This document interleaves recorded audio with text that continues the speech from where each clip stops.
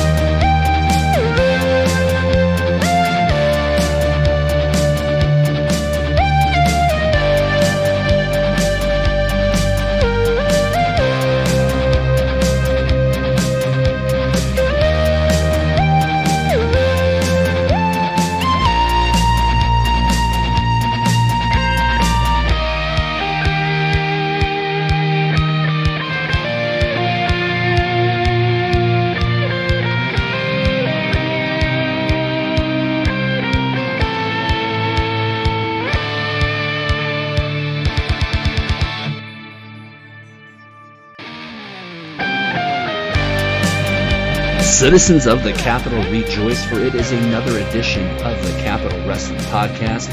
And it's not just any edition, it's the 4th of July Independence Day edition of the Capitol Wrestling Podcast. I am your host. I am the middle mouth of Midwest Wrestling, Dustin Smothers, and I am joined, as always, by the fabulous Fashionista of NYC.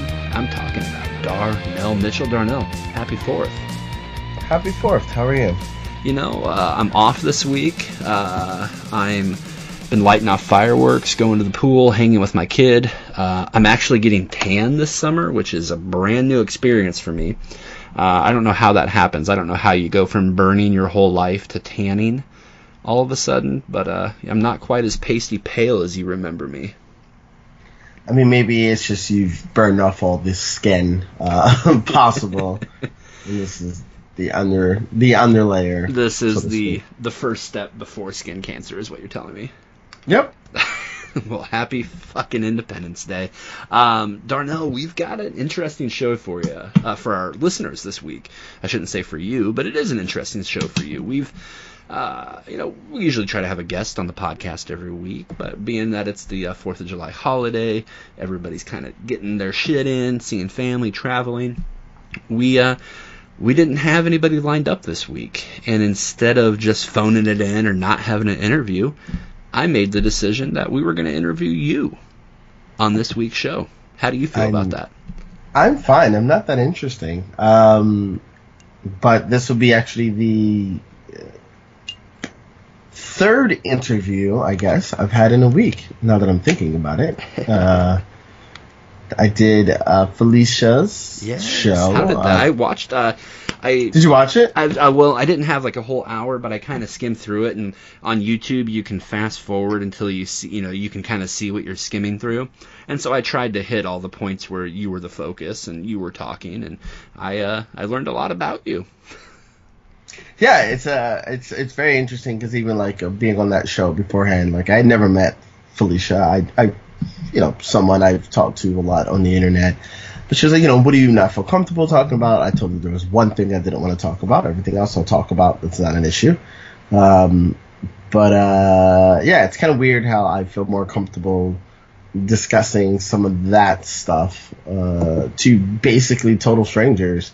I mean, when the show is about, I can't really say the phrase, when the show was about sex and the show was about the other guests do a particular sexual act that is very graphic, I kind of feel like at that point you kind of have to like get over it and talk about whatever they want to talk about. Absolutely. No, I encourage everyone to check it out. I don't have her YouTube stuff in front of me, but do you know where people can go to watch that? So the name of the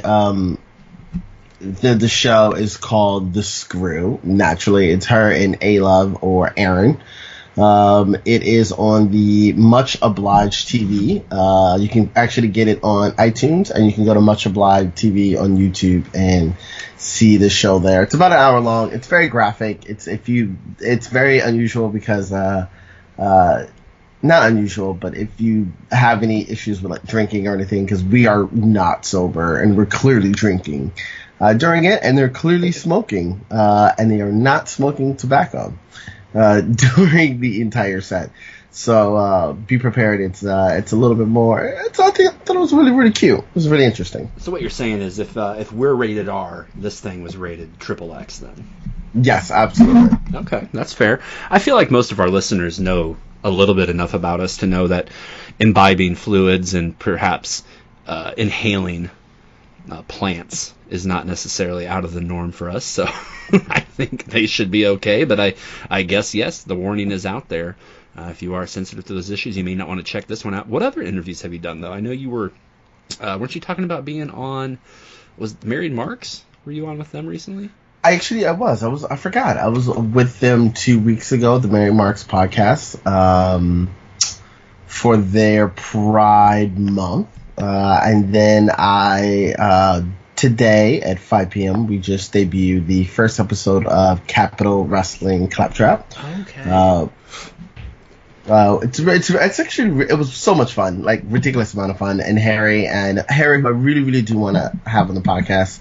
Harry is an incredible guy, incredibly talented, as is Stephen James. And they made me feel ridiculously comfortable when I was there. And, so it's a good, maybe 8-minute interview, and then we go through the best and worst dressed of the wrestlers from Capital Wrestling. Okay. My gut instinct is to ask you who was the best and worst, but obviously that would be foolish. Everybody should go check that out. And I picked through like 10 different people. So there's a lot of people. Some people get on the best dress, some people get on the worst dress. But there's quite a lot of people that were a part of that. Well, I can totally understand that. Okay, well, we've got a little bit of Capital news to get into here because we had a pretty impactful show this week. Capital Wrestling episode 65. The main focus of the show was the match between Matt McIntosh and Logan Black. But we did also see Billy Dixon, along with Ashton Starr, confront the boy diva Rick Cataldo. And this is very interesting. This situation, Darnell, is continuing to escalate. Yeah, it is. It was pretty funny to see kind of. Sorry, I'm like watching The Sims in the background, and it just customized a dog, and it made him really fat. It was really, really funny to see Billy interact with him, and Billy kind of be his out there, super kind of loud, great personality. He's slowly becoming one of my favorite people to watch on Capitol, and that's insane considering he's only wrestled once for Capital. But again, I think a lot of that, it's the same thing with Ashton, but I think a lot of that has to do with I've known those particular three people before Capital. But yeah, I think I'm curious to see what they had to have a Kiki about. And I'm curious that Ryan Zane felt that it was necessary for him to interrupt our friends for some reason. I don't know what him and his new protege, what they want with the gays of Capital Wrestling. I was like, I don't know another way to put it. The gays of Capital Wrestling. Well, I think, if you look at the world we live in right now, you guys are kind of taking over. I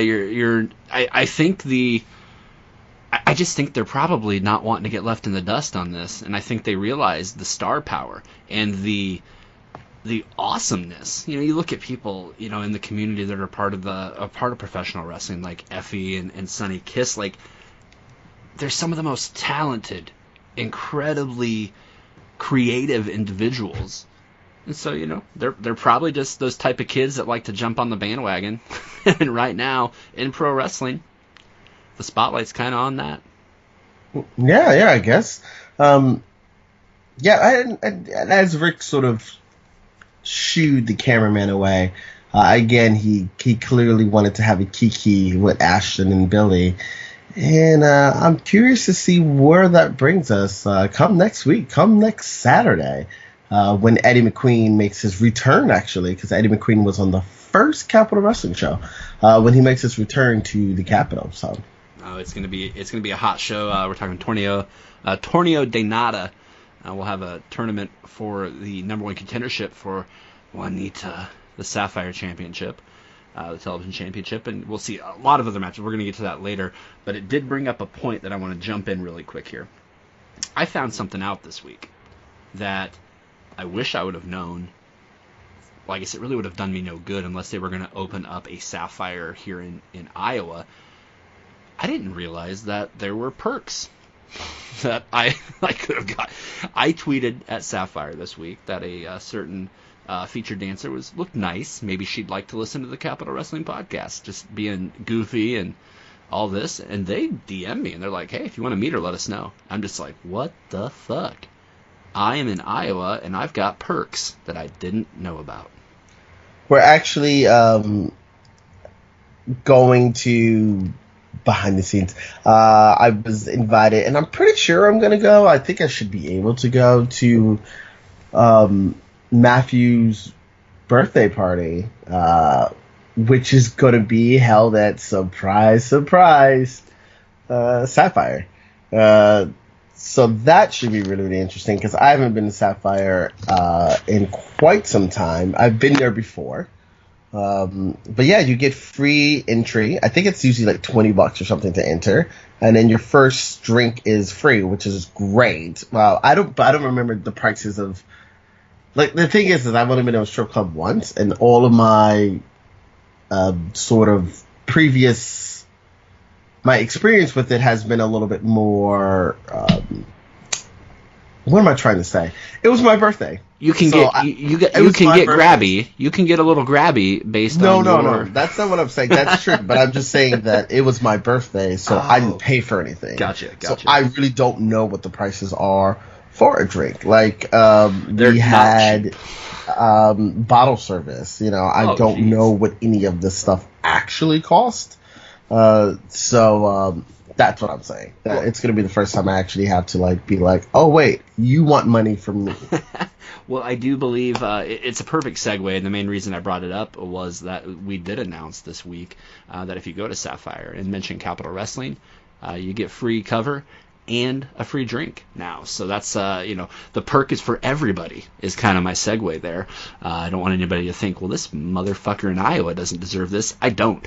But you deserve it. The fans, the citizens of the Capitol. And so make sure, if you're in the area, mention Capital Wrestling, and you're going to get in the door for free, guys. Nothing better than not paying cover. And that's at both of their locations. Yes. So people are realize that, which is pretty cool. Absolutely.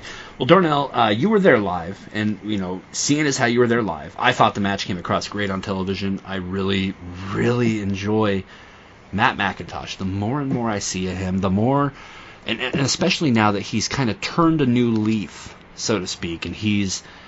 Sorry, go back. You mean the second that he's turned a new slice? Oh, fair enough. He just, man, obviously I spend a lot of time on this podcast talking about Sonny Kiss and how incredible Sonny is and how I thought he was going to be the future of Capitol Wrestling. Well, opportunities arise, and I think Sonny Kiss is going to have an amazing second half of the year with the Lucha Underground stuff going on now. And in his absence, Matt McIntosh has really stepped up and taken the ball and run with it. And if we don't see Sonny back in the title scene, I know he'll be back for Torneo de Nada, but if we don't see him back in the title scene, I think that door was left wide open for Matt McIntosh to walk through very soon. I agree. This match came across fantastic live, but it was also us, like I'm just sitting in the stands, so I didn't realize that Logan LaRue was not going to be wrestling this match like he was originally supposed to. So it was kind of a surprise to me when I realized here comes Logan Black again. And it was really, really cool because Logan, another person who, as dastardly as he is, I would love to have on the podcast because I think he has really, really interesting viewpoints. But Logan it was the first time I'd seen him in an actual wrestling match, which is a weird thing to say. I'm just used to seeing him in kind of like brawls. So it was great to see him do some back and forth chain wrestling with McIntosh right in the beginning, and they got 15 minutes or something like that, 20 minutes just to kind of go for it, which was fantastic. The professionalism between these two guys. I mean, pulling the curtain back for a second, this is a match, and I think this is why Capitol Wrestling is so money right now. Just the hard work that's put in to these matches, whether that be from the announcers to the lighting crew, the camera crew, the actual talent in the ring, the people behind the scenes. This doesn't seem like something you would see on an independent wrestling show. This feels like an episode of television I'm paying for. And that to me just, Capitol Wrestling does so much, and they just continue to improve. They don't need to. They are probably now, if not the best, in the top, 2 or 3 promotions in the country as far as having all of it together. They don't have to get better, but they continue to get better, and the talent continue to get better, and the talent continue to exceed my expectations, and both these guys did in this match. Yeah, and I mean, this is something, yes, we work for Capitol. Yes, I get perks from Capitol, but there's not many companies out there that have sort of revolving door of talent, who have a show every single month, who have a podcast, who have a streaming content, who have shows that play in New York City on TV, who have a YouTube page, who has a Twitch page, who has TV every Monday. Name me another company that does that. Even something like Evolve, and I like Evolve, they're a little bit too wrestling heavy for me. There's not a lot of the other bits, but they don't even have stuff like this, and that's kind of what sets Capitol apart. And again, it's the idea that, again, I don't mean to use Evolve again, but a lot of people that wrestle for that show, I've seen them wrestle each other a million times. Yep. And Matt McIntosh was someone who I had never heard of until then, and now I'm going to the fucking Bronx just to see Matt McIntosh. I'm also going because Jimmy Havoc is a very, very nice man, and I'd like to support him. But it's crazy to me that people like Logan Black, I've been places because of Abominable CPA, because of Hot Dog Starks. Surprise, surprise, he was on the best dressed list. it's just the talent they pick for it is just kind of insane. Truly is.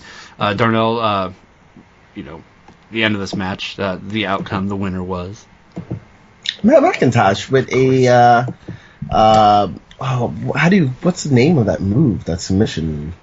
Someone Sami Zayn does with the foot.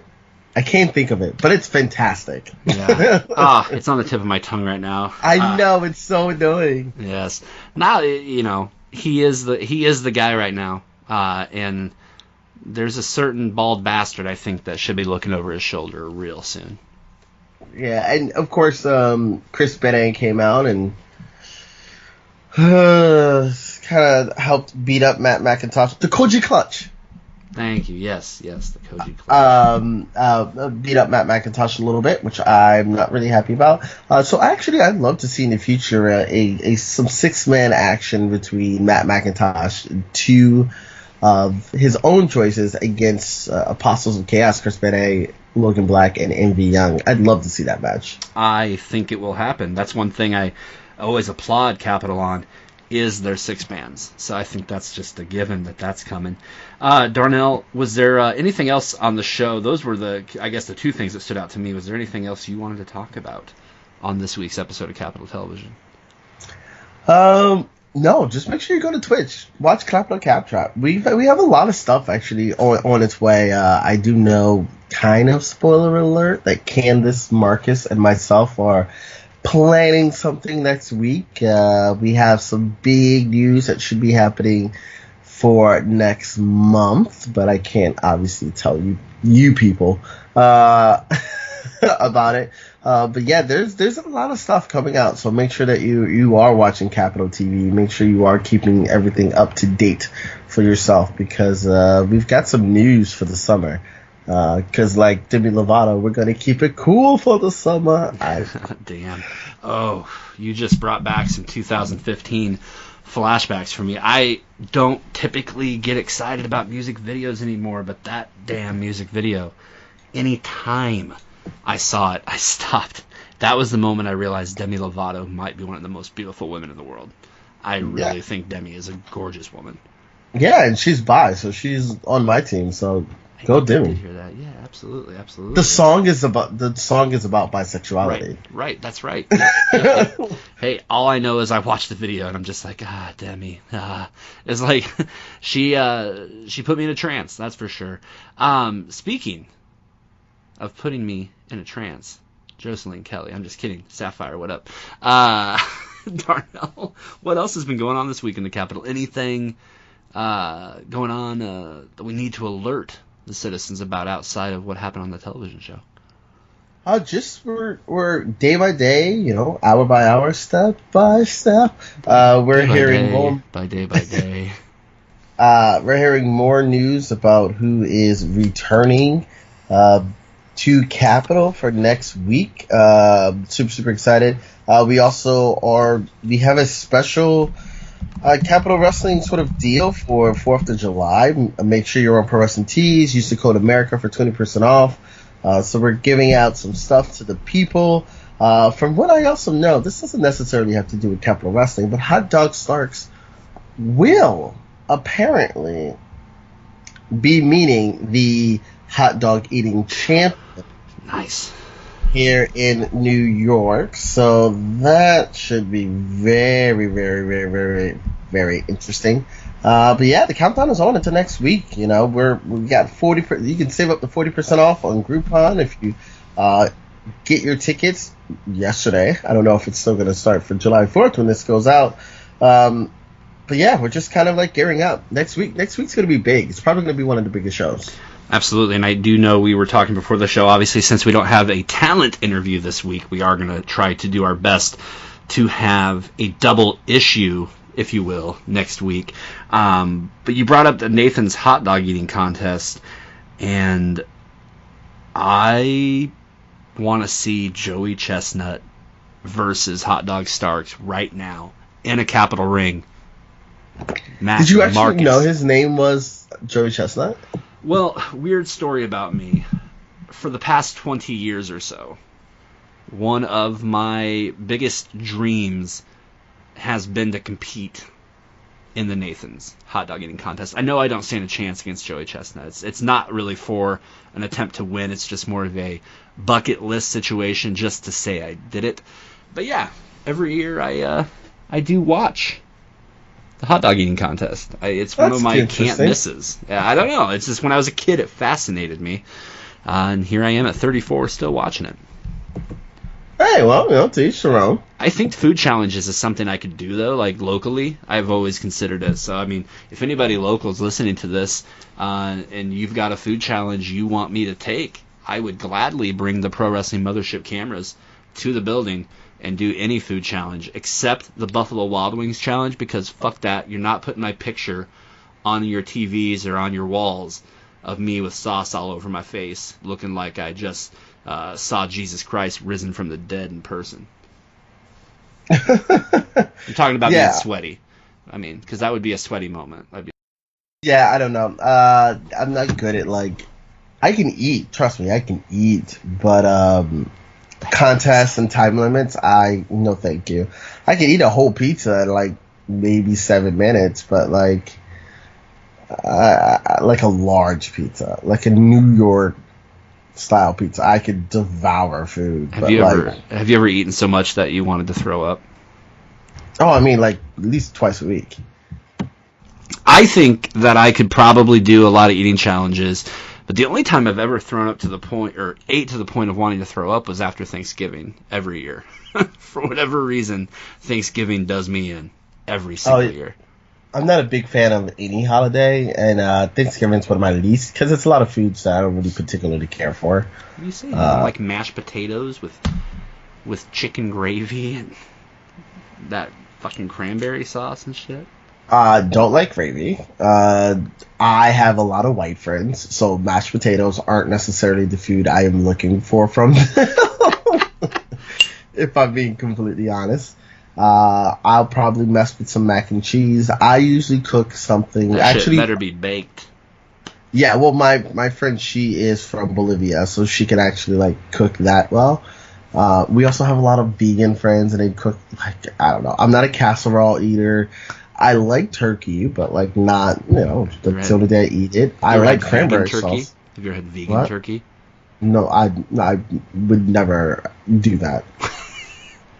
I didn't mean to. Somebody just gave me a plate and said, hey, have some turkey. Next thing I know, shit's fucking vegan.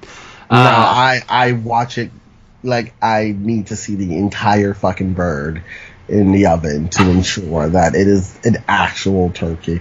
Now, I'm sure it tastes fine, but I don't eat turkey that fucking often, so I'm going to eat turkey on Thanksgiving. What about a turducken? No. All right. Darnell, enough about food. Joey Chestnut, though, beware. Hot Dog Starks is coming for you. Let's talk really quick about Torneo de Nada, the next show up on the docket for Capital Wrestling, July 14th at 301 Garden Street, Hoboken, New Jersey, 8 p.m. You need to be there at the Capitol Auditorium. Darnell, we're going to see a 4-man tournament to crown a new #1 contender for the Sapphire Television title, Juanita. We'll see Jeff Cannonball, Hank Flanders, Jay George, and Isaiah Wolf do battle for that shot. We're also going to see Big Bang. Ronnie Nicole comes to the Capitol. We'll also see Ariel and Nix defending her Capital Wrestling Women's title for the first time in the United States against Kareen Mink. Michael Law battles Bo Crockett. We're going to see the debut of Matt Tremont as he will be taking on MV Young. Not a challenge I'd be excited for if my last name was Young. And then finally the main event, Sonny Kiss, hot off his debut in Lucha Underground, returns to the Capitol to team with Matt McIntosh as well as Anthony Gangone to take on the trio of Paul Jourdain, Darius Carter, and the Memphis Mofo. If there was ever a more dubious trio in professional wrestling, I dare you to send it to me, because I don't think there has been. Yeah, it's a stacked card. It's unbelievable, and I'm super excited to see a women's match in Capital Wrestling. I'm excited to see Sonny Kiss return. I'm really excited for that main event. I'm excited to see Mike Law hopefully finally get his comeuppance on Bo Crockett.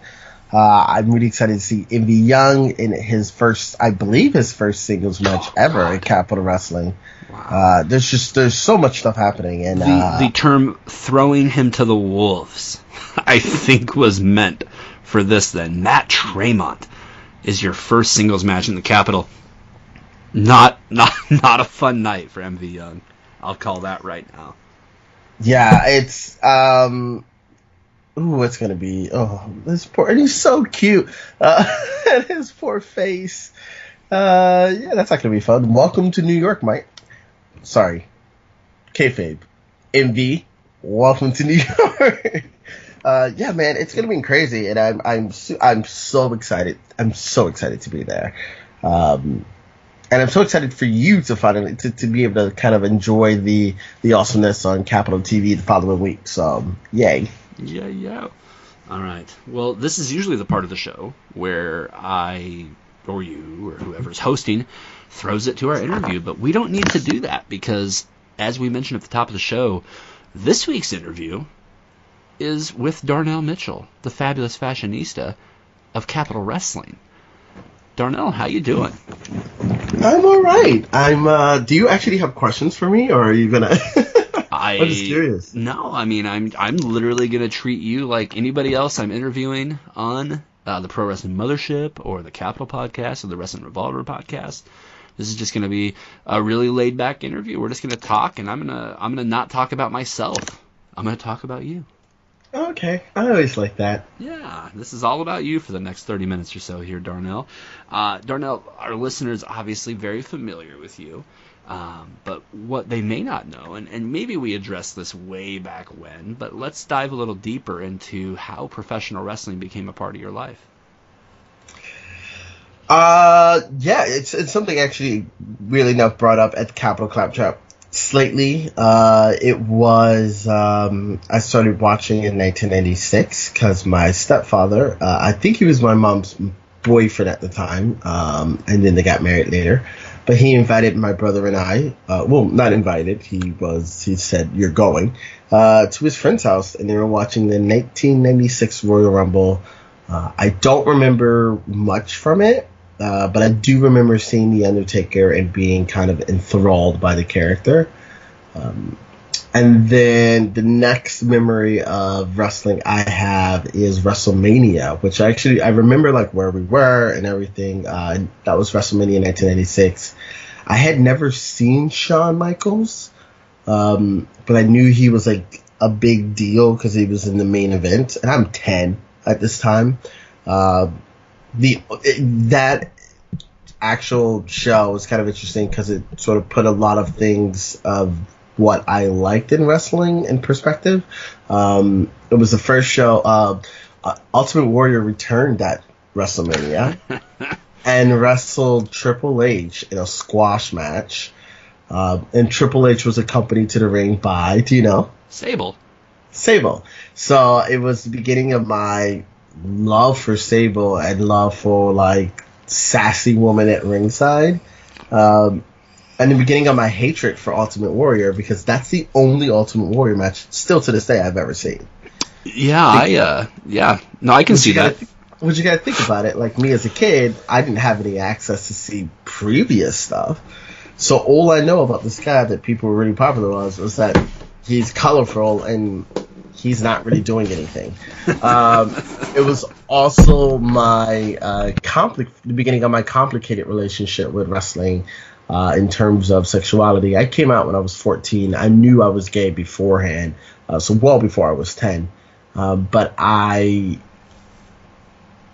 it was the Roddy Piper versus Goldust, like no DQ match, and some of the phrases that they were using towards Goldust, which I immediately kind of recognized was like, oh, he's a little closer to like people like me, I guess. But they were using words that I didn't particularly feel comfortable with, and I didn't know why I didn't feel comfortable with it, which begins my whole sort of as much as I love wrestling. We all know it has a little bit of issues. And then it was the main event. It was seeing this guy Bret Hart, who I didn't really have much of a connection to, but like Shawn Michaels, just descending from the rafters, and again knew I was gay. Shawn Michaels, not unattractive, and 10-year-old boy me was just like, that guy's really hot. I want a poster of him. And for I don't know how I was able to watch for an hour them wrestle back and forth, but yeah, I became a huge Shawn Michaels fan that night, and like that was like, yeah, I'm really hooked. I really, really like this thing. I'm imagining 10-year-old Darnell in one of those Heartbreak Kid shirts with the heart and the knife through it, in chaps and a cowboy hat at like a WWE show circa like 1997. Now. I don't even think we. I can't remember. I feel like we never went to a WWE show when I was younger. I've been to like Nitro. I've been to Thunder. I've been to several WCW events. But I think it was because they just toured more often in Norfolk, where I'm from. That's right. But I've also, I believe I said it before, I was at that Nitro where DX invaded. So I don't think I knew that. Yeah, I saw them riding by in a tank. Oh, that's awesome. I was at that Nitro. Have you went back? I mean, are you in any of those shots? No, I was in the car. Like we were driving like and I was like, what is going on? And then obviously I didn't know until people started telling me about it, like at school. And then I realized what was actually going on. And I was like, oh, that's cool. Well, SOS, free our people, let them go. Darnell, what do you consider a good wrestling match? What do you want to see?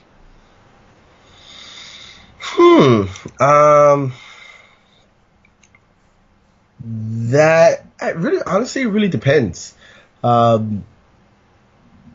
Because I'm one of those people who did I ever tell you what one of my favorite matches was for the longest time?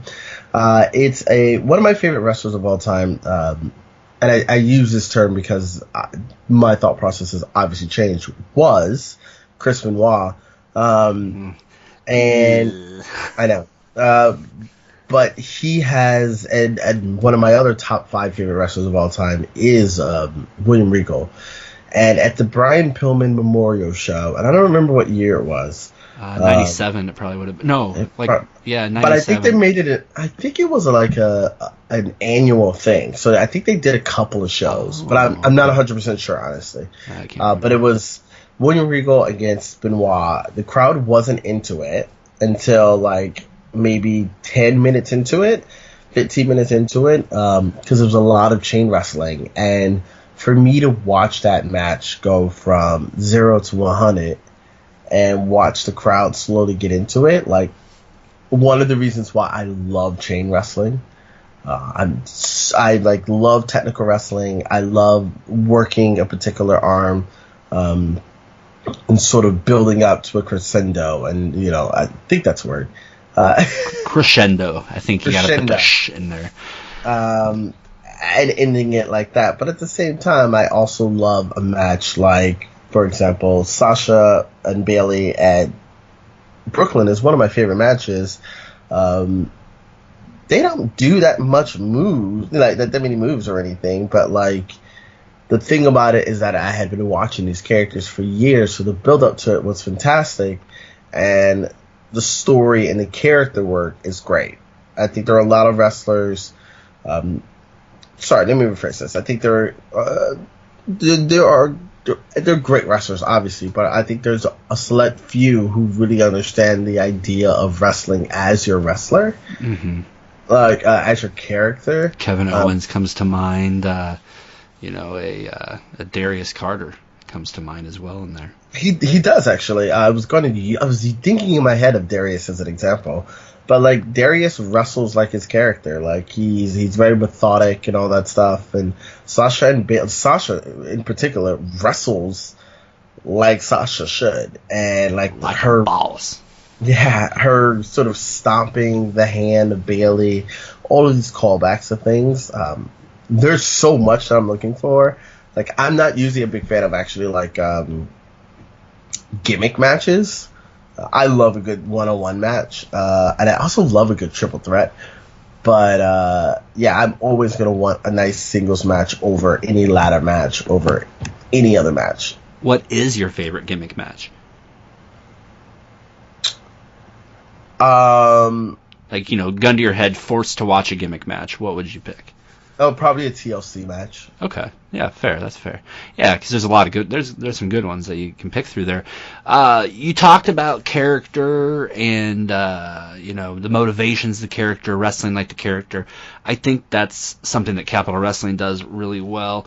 Talk a little bit about, you know, how you kind of fell into this situation. I shouldn't say fell, but you know, I know you went to the shows, and next thing you know, we're hosting the fucking podcast. So kind of walk the listeners through how all of this developed for you, and then by proxy for me. Well, I knew, and I've said this before on the show, that I've known Matt for a couple of years. I believe even on the Capital Clap track, I realized I said I met him in House of Glory, but that's incorrect. I met him at a Bronx show. I don't even know the name of the company, but like my friend Renice was like, "Hey, do you want to go with this?" No, Earl was like, "Hey, do you want to go to this?" And I was like, "Sure, who's going?" It was like, "Oh, Aaron and Renice." I was like, "Oh, great." And they were like, you know, Renice knows like one of the guys there. And I was like, "All right, cool." So I went to that show, and his girlfriend, Earl's now fiance, we like sold some of Earl's artwork before, and I like saw Matthew for like, not even kidding, 10 seconds. And then it was in a gym, and so like we were like hanging out, we ordered like Domino's, and we were like hanging out like by the like treadmill. We were like away from everyone else. And then I saw him at a House of Glory show, and like we didn't really talk to each other. And then the next time I saw him, it's kind of a thing that I do a lot in my head, is like I think I don't make an impression, or I think that oh no, you make an impression. Well, because I said to him, I was like, "Hey, I don't know if you know that you know me." He's like, "Yeah, I know exactly who you are." He was like, "Yeah, you're Darnell," and I was just like, "Oh, okay." And like I've even said it sometimes at Capitol, where I'm just like, "Oh, I don't know if you know me," and they're just like, "Yeah, you're the podcast guy." Like, there's not many black man here in a suit, so it's pretty easy to sort of pinpoint you. But yeah, so then I would see him a lot at shows, and Earl and I went to like almost every single House of Glory show for like maybe a year. So I saw Matt at every single one of these shows. Even they did one where Ricochet and Tessa were at that show, and we were right next to Ricochet and Tessa selling artwork, and then Matt was literally right next to me, and I think that was the most we've ever like talked to each other. But I knew about Capitol. Earl had gone to a couple of shows. Renice and Aaron had gone to a couple of shows. And I was supposed to go to their October show, I believe, and I couldn't go. And then like I finally was like, all right, I'm gonna make the December show happen. So I went to that, and I was kind of like, I love going to wrestling shows, and I go to a lot of WWE shows, and I realized living in New York City, I'm doing myself a disservice. So I was like, yeah, of course I'll go. And yeah, he contacted me not too long afterwards. He had listened to episodes of The Mothership, and yeah, he asked if we'd be interested, and I was like, sure. I do wish, well, eventually, you know, I have no free time, zero free time, and I wish I knew more of the background of certain people and the relationships, but I barely have time to do this interview. Yeah, no, both our schedules have been crazy lately. Yeah, so yeah, and that kind of happened, and here we are, 7 months later, 8 months later. Yeah, absolutely. Yeah, it's wild, you know, and we've known each other for quite some time, and we've both, you know, if you look back at when we met and then to where we are now, to think that we've kind of jumped into the deep end and kind of changed the way people do things. Like, you know, like we're both fans at heart, and obviously we both have different roles here and there when we're at shows with different companies. But on the outside, for the majority of it, we're fans. And to have two fans who are, between the two of them, hosting, we're hosting these national branded podcasts with these amazing companies, based off of our hard work and dedication. And so I think, from me to you, your hard work and dedication is greatly appreciated, and to be here with you is a real treat. Like, I love this. So, yay! Thank you. Me too. And I think we also, it's a not to take away from their tag team name, but it's a perfect example of Perfect Strangers. Sure. Where here's this pale, ginger, white dude in the Midwest talking about wrestling with a queer black stylist in New York City. Like, who would think that that's like what your wrestling podcast is consisting of? I think we offer a different viewpoint than others do, and I think that's why, or at least I think it's a part of why people naturally gravitate towards us, to pat our own backs. Norman, no, Barry Horowitz up in here. I gotta ask, what was your first impression of me? I don't remember meeting you, because I remember meeting you the second time. We were not sober, and I was hanging out. You were hanging out with Lisa yourself, and I was hanging out with Lisa myself, and I had a bunch of friends with me. Like, Steve was there, right? I don't remember meeting Steve. Yeah, Steve was there. That's when I met Heroin John, when so many things went awry. So, like, but one good thing that did happen was meeting you. When Steve started, I think he added me on Facebook. Like, honestly, the entire time, like, until the next year, I was like, I have no idea who this guy is. And I feel like I need to add him because he's friends with this Dustin guy who I've met once before. But I had no idea who Steve was, literally, for like a year. Because I kept looking at his pictures, like, I don't remember seeing. Steve is really attractive. And I was just like, I would remember seeing you. But I was not sober at all. But yeah, I remember you the second night, but I don't remember you the first night. Second night was wild. That was like one of the most wild trips of my life. I still want that video of me doing the entrance. Yes. It's on my computer. The problem is I've got like 500 gigs of pictures, videos, and like shit on my laptop. Darnell, I'm veering off topic, and I want to keep the focus on you though a little bit here. Obviously you started the Queer Nerd here recently. And hopefully more of those to come here in the very near future on the Pro Wrestling Mothership Network. But what else do you want to do professionally, real world, just all together? What are your goals for the rest of 2018? To not be broke. That's right. To kind of figure out to learn how to schedule my life a little bit better. I'm just kind of like running around like a chicken with his head cut off and doing all these things. But also I want more weeks like the past couple of weeks I've had where, guessing here and guessing here. I like spending my free time doing stuff like that.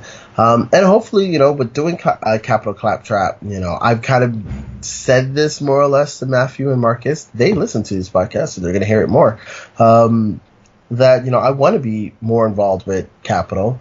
Unfortunately, I have a job that does not allow me to do a lot of the stuff that they do during the week. Sorry, you're going to hear noise because I live in Washington Heights and they're about to start with the fireworks. But I want to be more involved with Capital as much as possible, whether it be helping with backstage interviews, whether it be introduction stuff, whether it be doing like little TV show spots. The more I can be involved, the better. Absolutely. All right, well, let's end this here with a little bit of word association. All right. Okay. Matthew Ryan Shapiro. Hard worker. CM Punk.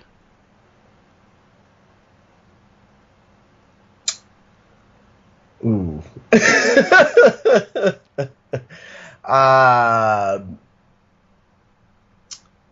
Overachiever. Matt McIntosh.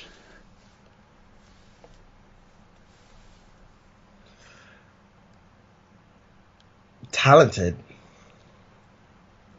Vince McMahon. Innovator. Racist innovator, but innovator. Sonny Kiss.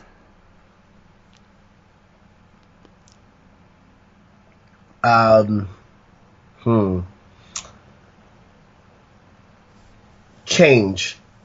Like he's gonna change the wrestling business. Nice. Kevin Owens. Dedicated. Paul Jourdain. The first thing that came to my head was hot. He's so hot. Is it hot? Is that what you just go with that? You know what? Fuck it. Yeah, let's go with hot. All right. Let's see here. Tony Stark. Asshole. Dr. Stephen Strange. Cumberbitch. Logan Black. Progressive. Effie.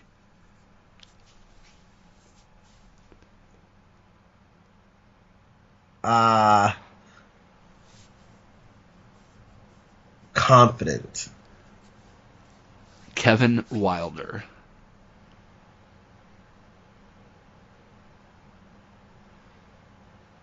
Sweetheart. That was an Easter egg to see if Kevin listens. All right, last three here. I got three more for you. Marcus Dowling. Marcus. I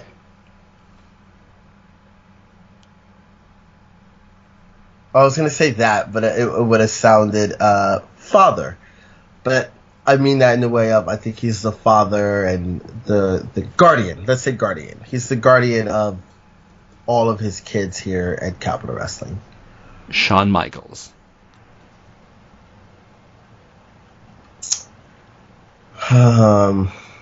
Legend. Darnell Mitchell.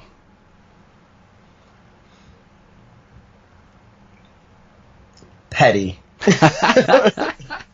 Very nice, very nice. Well, Darnell, I think the only other topic, and I guess while I was going through the word association, I guess I just wanted to get your final thoughts on Capital, what the fans should be looking forward to from your perspective, from your perch, so to speak, and what are you most excited for as we head into the dog days of summer here in the Capital? Two things. I'm really, really excited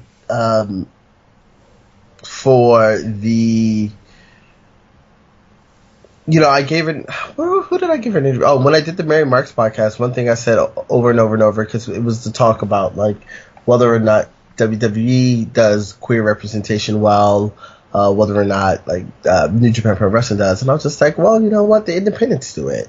And I was like, it's not because I work for Capital, but, like, we actually have, like, 6 or 7 representations of the LGBTQ plus community a show. Like, not like every 3 months, but a show. Like, and that's almost unheard of unless it's predominantly catered towards, like something like a Matter of Pride Wrestling. So I'm really excited to see where it takes us for the summer, because I think the gays are going to take over for the summer, and I'm really, really excited to see the budding women's division in Capital. I've been waiting a while to see more female representation, and I'm super, super excited to see where we go from here. Give me 3 women you'd like to see in the Capital. Penelope Ford. Ooh, yeah. Yep. Great talent. Sonya wrestles for House of Glory, but she's really, really good. She's so fucking good. And maybe, I guess I could. She works for them. She won't do it. Jordan Grace. Oh yeah, Jordan Grace is awesome. She's special. I really think she's got just a completely different thing going for her than any other women's wrestler right now. Yeah, I agree.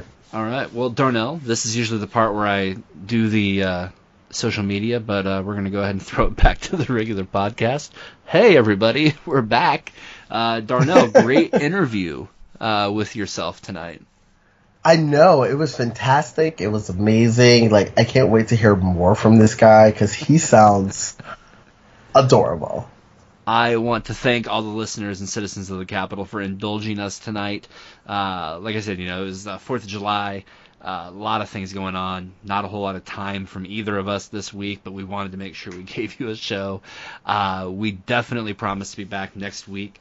We don't know who yet, but we're going to have 2 huge interviews, just like we did on the Go Home for last month. And I know one name that we've been trying to get on here in the last few weeks, and I think hopefully we can lock that down, is Bo Crockett.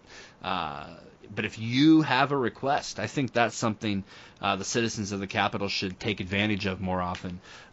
If you have requests, send us questions, DM us, let us know who you want to see on the Capitol Wrestling Podcast. Let us know, for real. We want to get more interaction with the citizens of the Capitol here. So make sure you're following me on Twitter at Smallhawk, same on Instagram. And Darnell, where can people find you? You can find me on Twitter at DinoLicious, Instagram at Slay_Wyatt, and also on Twitter at The Queer Nerd with a Z. Get that. Make sure you're following our other show, the Pro Wrestling Mothership, on Twitter at PW Mothership. We also have another show called the No Coast Nerd, which you can follow us on Twitter at No Coast Nerd. And I will be starting a brand new podcast this week with Randy Sylvie from the Grolix podcast and the EMC Podcast Network called Debugging Westworld. We're nerds. We're going to go back through first season, second season, both movies. It's going to be a wild time. That drops on Friday. So I encourage everyone to check that out. And do us a favor. If you like what we do, go buy some stuff from Capitol first. But then if you've got a few ducats left in the pocket, go ahead and head over to tpublic.com/users/Pro Wrestling Iowa. And just take a look. If you like something, buy it. That would be groovy. Darnell, any final thoughts before we head out this week? Happy Will Smith Day. Welcome to Earth, bitch. Yeah, that's it. Mothership code, collar and elbow. Use that this week too. Use Mothership, collarandelbowbrand.com. So for myself, for Darnell, for all the people in the Capitol, to you, the citizens, we bid you adieu. Have a happy 4th of July. Be safe. We want to make sure you have all your fingers intact when we see you at the Capitol Auditorium on July 14th for Torneo de Nada. We'll see you guys next time. Peace.